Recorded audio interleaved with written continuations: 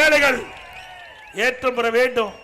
தமிழகத்தில் ஏழை என்று சொல் இல்லை என்ற நிலையை உருவாக்க வேண்டும் என்பதற்காக தொடங்கப்பட்ட கட்சி அண்ணா திமுக கட்சி. திமுக கட்சி குடும்பத்துக்காக இருக்கின்ற கட்சி.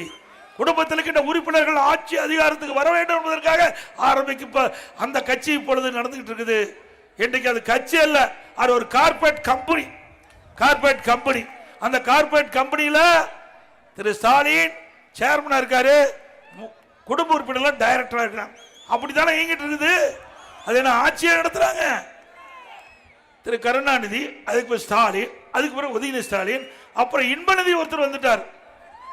ஒரு அமைச்சர் சொல்றாரு, இன்பநிதி வந்தாலும் நாங்கள் ஏற்றுக்கொள்வோம் என்று. அப்படிப்பட்ட அடிமை அமைச்சர் இருக்கிற வரைக்கும் நாடு உருப்படியாமா? சரி, உதயநிதிக்கு என்ன தகுதி இருக்கு சொல்லுங்க பார்க்கலாம்.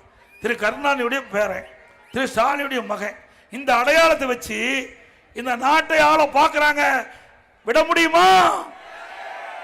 ஏன் இது குடும்ப சொத்தா? தமிழ்நாடு இவருடைய குடும்ப சொத்தா? ஆண்டாண்டு காலமா இவர்கள் தான் பதவியில் இருக்கணுமா? திமுக இருந்தாலும் குடும்பத்தை சேர்ந்தவர்கள் தான் பதவிக்கு வர முடியும். இன்றைக்கு ஆட்சி இருந்தாலும் குடும்பத்தில் தான் பதவிக்கு வருவதற்கு முன்னுரிமை கொடுப்பாங்க. அப்படிப்பட்ட நிலைமையை 2026 சட்டமன்ற தேர்தலில் மாற்றுவீர்களா? சிந்திச்சு பாருங்க.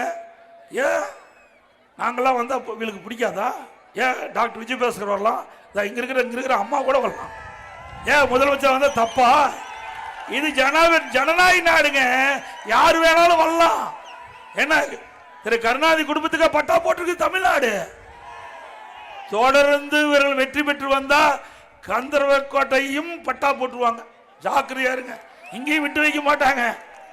ஏன்னா திமுக காரனுக்கு நகர பகுதியில் எங்காச்சும் விலை மதிக்க முடியாத இடம் இருந்தா அங்க பட்டா போட்டுருவாங்க. ஆகவே வாரிசு அரசியலுக்கு முற்றுப்புள்ளி வைக்கின்ற தேர்தல் 2026 சட்டமன்ற தேர்தல். பிளே ஸ்டோர் மற்றும் ஆப் ஸ்டோரில் இருந்து பாலிமர் செயலியை QR கோடு மூலம் பதிவிறக்கம் செய்யுங்கள். செய்திகளை உடனுக்குடன் பெறுங்கள்.